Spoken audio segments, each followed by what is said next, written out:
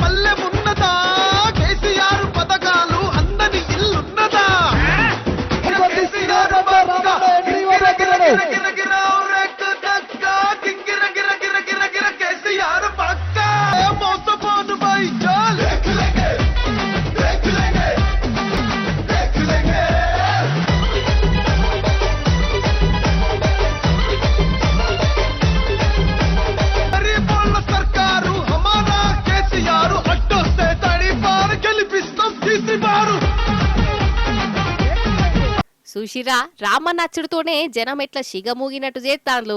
2 రోజుల తర్వాత జూబ్లీహిల్స్ నియోజకవర్గంలో కేటీఆర్ సార్ రోడ్ షో జాతర అన్నట్టే జనాలు వచ్చిర్రు. ఏడజూడు గులాబీ జెండాల రెపరెపలి. కేటీఆర్ సారు వస్తుంటే జై తెలంగాణ జై కేసీఆర్ అన్న మాటలతోని మారు మోగిపోయింది. తొవ్వలన్నీ నిండిపోయినాయి. ఆడోళ్ళు మొగోళ్ళు ముసలోళ్ళు గిట్లా బస్తీ జనాలందరూ కేటీఆర్ సార్ను చూసేతందుకు వచ్చిర్రు. సారు ర్యాలీలు తీతుంటే ఎమ్మడే నడిచిర్రు. ఇక సాకలే ఐలమ్మ విగ్రహం కాడ రామన్న స్పీచ్ ఇచ్చిండు. ఏమన్నాడో ఈనురి. ఏం చెప్పిండు రేవంత్ రెడ్డి? ఇందిరమ్మ ఇండ్లు ఇస్తా అని చెప్పిండు.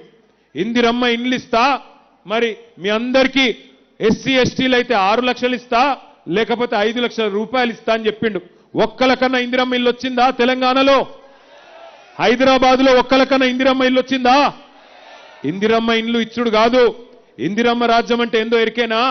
బస్తీల మీదకి బుల్డోజర్లు పంపి, బస్తీల మీదకి ఇవాళ జేసీబీలు పంపి పేదవాళ్ల ఇండ్లు కులగొట్టుడే ఇందిరమ్మ రాజ్యం అన్నట్టుగా తయారైంది.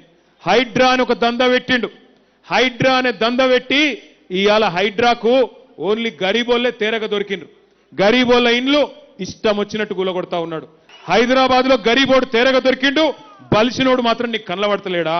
ఇలా హైడ్రాని అడ్డం పెట్టుకొని బ్లాక్ మెయిల్ చేసుకుంటా, బిల్డర్ల దగ్గర పైసలు గుంజుకుంటా, ల్యాండ్ యజమానుల దగ్గర పైసలు గుంజుకుంటా ఢిల్లీకి మూటలు పంపుతున్నాడు రేవంత్ రెడ్డి తప్ప హైడ్రాతోని లాభపడ్డాడు ఒక్క మనిషి కూడా లేడు. మేము 10 ఏళ్లు ఏం చేసినామో చెప్పి ఓట్లు అడుగుతున్నాం.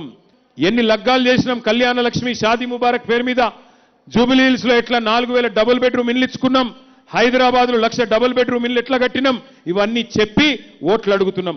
42 ఫ్లైఓవర్లు, ఐటీ పరిశ్రమ ఎట్లా పెంచినాం, తెలంగాణ ఆర్థిక ముఖ చిత్రం ఎట్లా మార్చినాం, తెలంగాణ వ్యవసాయ ముఖ చిత్రం ఎట్లా మార్చినాం, తెలంగాణలో సంపద ఎట్లా పెరిగింది, ఒక్కొక్క ప్లాట్ విలువ ఎట్లా పెరిగింది, ఒక్కొక్క జమీన్ విలువ ఎట్లా పెరిగింది, ఇవన్నీ చెప్పి ఓట్లు అడుగుతున్నది బీఆర్ఎస్.